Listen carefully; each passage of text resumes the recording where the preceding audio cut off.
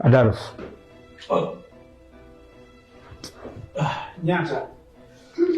Hivi brother, labda nikuulize, wewe una shida gani? Mimi sina tatizo lolote, niko sawa. Nashukuru Mungu wangu, niko sawa. Shida ipo. Shida nini? Hivi ni mara ngapi nimekwambia usinywe pombe? Ni mara ngapi umetusumbua kwa sababu ya pombe?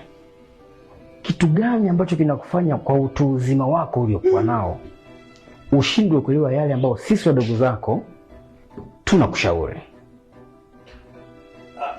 Mimi nimeelewa. Nimekuelewa vizuri kabisa, na sio kwamba nakunywa kivile. Kidogo. Unajua, unapokunywa unapata starehe ya kwako binafsi, na huo ni ubinafsi.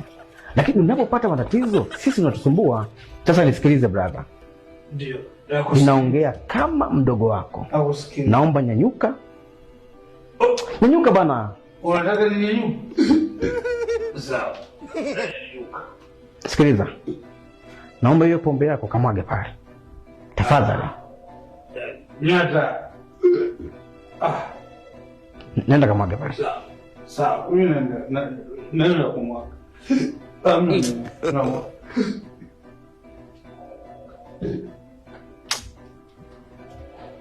Unataka ni mwaga pombe yako?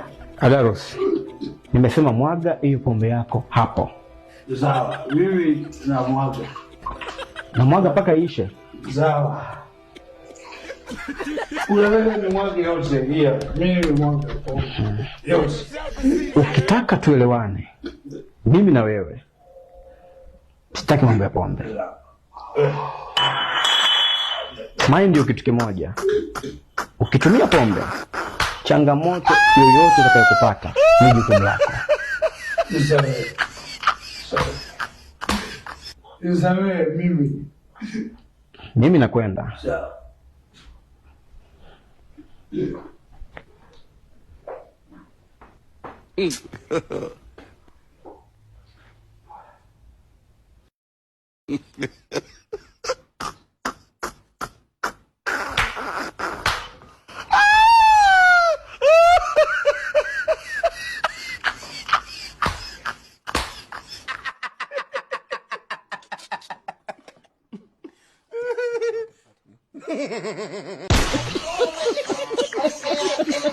Oh,